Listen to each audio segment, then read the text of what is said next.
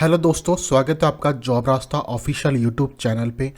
तो आज इस वीडियो में हम बात करने जा रहे हैं आरआरबी रेलवे रिक्रूटमेंट बोर्ड के द्वारा एक शॉर्ट नोटिस निकाला गया है, जिसके बारे में हम इस वीडियो में हम देखने वाले हैं। तो इस वीडियो में हम देखने वाले हैं कि क्या नोटिफिकेशन में बताया गया है और कौन कौन सी वैकेंसी यहाँ पर निकाली गई है, तो वो हम इस वीडियो में देखने वाले हैं। तो उसके लिए आपको इसकी ऑफिशियल वेबसाइट पर जाना है या वीडियो डिस्क्रिप्शन में आपको जॉब रास्ता का लिंक मिल जाएगा, जहाँ पर आपको इसकी जानकारी देखने को मिल जाएगी। जो कि रेलवे आरआरबी एएलपी रिक्रूटमेंट का 2025 का नोटिफिकेशन निकाला गया है, जो कि 9,970 पोस्टों के लिए आपका ये नोटिस निकाला गया है। तो जैसे आप नीचे आएंगे तो यहाँ पर आपको नोटिफिकेशन रिगार्ड जितने भी डिटेल्स है आपको जॉब रास्ता पे देखने को मिल जाएगी। साथ में आपको ऑफिशियल आपको नोटिस मिल जाएगा आपको, ठीक है। जो शॉर्ट नोटिस है वो भी आपको यहाँ पर देखने को यहाँ पर मिल जाता है। साथ में आपको ओल्ड नोटिफिकेशन भी आपको देखने को मिल जाएगा।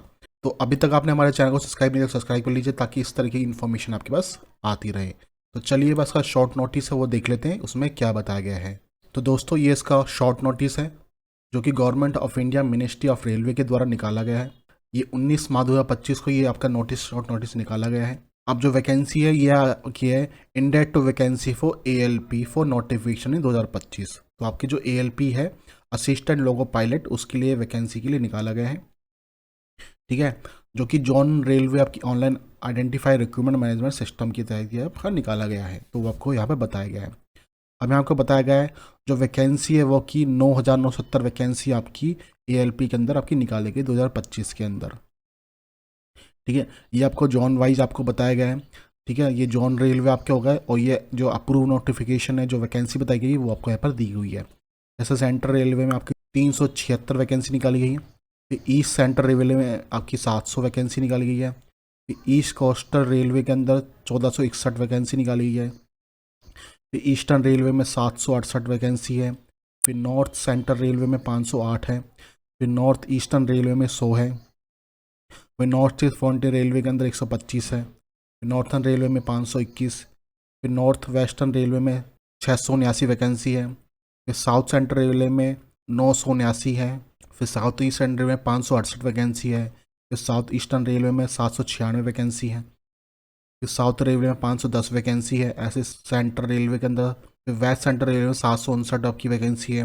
वेस्टर्न रेलवे में 885 है और मेट्रो रेलवे कोलकाता में 225 वैकेंसी है। तो ऐसे करके आपकी जो टोटल वैकेंसी बनती है वो 9,970 वैकेंसी आपके यहाँ पर निकाली गई है। साथ में आपको बताया जो अब ER और SCR है is include 225 vacancy in metro railway Kolkata, जिसमें से 100 वैकेंसी है वो ER और 125 vacancy in SCR for placing for final extend. According to ER places for candidate for 868, इसमें से 768 प्लस 100 आपकी वैकेंसी दी है। And SCR places identify for 921 vacancy, जिसमें 796 प्लस 125 वैकेंसी आपकी यहाँ पर दी गई है। तो ये ऐसे आपको डिवाइडेड किया गया है, तो वो आपको यहाँ पर बताया गया है, ठीक है। तो इस शॉर्ट नोटिस में आपको ये चीज़ें आपको बताई गई है, ठीक है।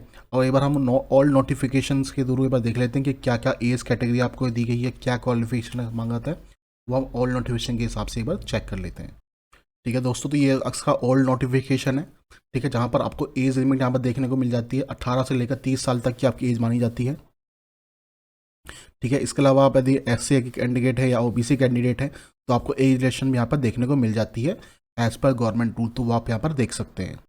एग्जाम फीस की बात की जाए तो ऑल कैंडिडेट है उनकी जो फीस आपकी 500 रुपये यहाँ पर रहने वाली है। यदि आप जो SC ST या एक्स सर्विस मैन या फीमेल है या जेंडर है, ठीक है, या बैकवर्ड एरिया से आते हैं तो आपकी 250 रुपये फीस यहाँ पर रहने वाली है, तो वो आपको यहाँ पर बताया जाता है। जो आपका रिक्रूटमेंट प्रोसेस है वो बताया गया है only for RRB and one and online application submit. First stage में आपका CBT 1 होता है, फिर सेकंड स्टेज में आपका CBT 2 होगा, फिर आपका CBT होगा मतलब कंप्यूटर बेस्ड एप्टीट्यूड टेस्ट होगा, फिर आपका डॉक्यूमेंट वेरिफिकेशन होगा, फिर आपका मेडिकल एग्जामिनेशन होगा। तो ये सारा आपको यहाँ पे बताया जाता है। तो जो आपका फर्स्ट स्टेज CBT होता है वो आपका 60 मिनट का रहने वाला है, जिसमें नंबर ऑफ क्वेश्चन 75 आपके क्वेश्चन होते हैं। 1 मार्क्स के 1 क्वेश्चन होता है, तो वो आपको बताया जाता है। नेगेटिव मार्किंग भी आपकी होती है, 1.3 मार्क की आपकी नेगेटिव मार्किंग होती है ईच रॉन्ग क्वेश्चन पर, तो वो आपको यहाँ पे बताया जाता है। ऐसे आपका जो सेकंड CBT होता है, ठीक है, वो आपका 2 पार्ट्स में होता है, पार्ट A पार्ट B के अंदर, ठीक है। टोटल ड्यूरेशन आपका 2.5 घंटे का आपका होता है, 175 क्वेश्चन आपसे होते हैं। पार्ट A में आपका 90 मिनट्स का होता है जिसमें आपके 100 क्वेश्चन होते हैं, और पार्ट B में आपका 60 मिनट्स का होता है जिसमें 75 क्वेश्चन होते हैं। यहाँ पर भी आपको नेगेटिव मार्किंग देखने को मिल जाती है, तो वो आपको यहाँ बताया गया है। ठीक है, ये आपको सिलेबस बताया गया है, तो एक बार आप चेक कर सकते हैं। ठीक है, ये आपका पार्ट 2 का आपका बताया गया है। ठीक है, तो वो आप यहाँ पर चेक कर पाएंगे। ठीक है, तो इस नोटिफिकेशन में सिर्फ इतनी ही चीज़ें जो इंपॉर्टेंट मैंने आपको बता दी। बाकी कोई जानकारी चाहिए तो आप यहाँ पर जॉब रास्ता पे आकर आप इसकी जानकारी ले सकते हैं। तो इस शॉर्ट नोटिफिकेशन में इतनी ही जानकारी थी जो मैंने आपको बता दी है। बाकी आगे कोई इसकी जानकारी आती है तो वो हम आपको अपडेट करते रहेंगे। तो आपको ये हमारी वीडियो अच्छी लगी है तो प्लीज़ चैनल को सब्सक्राइब कीजिए और मैं आपसे मिलता हूँ नेक्स्ट वीडियो में। धन्यवाद।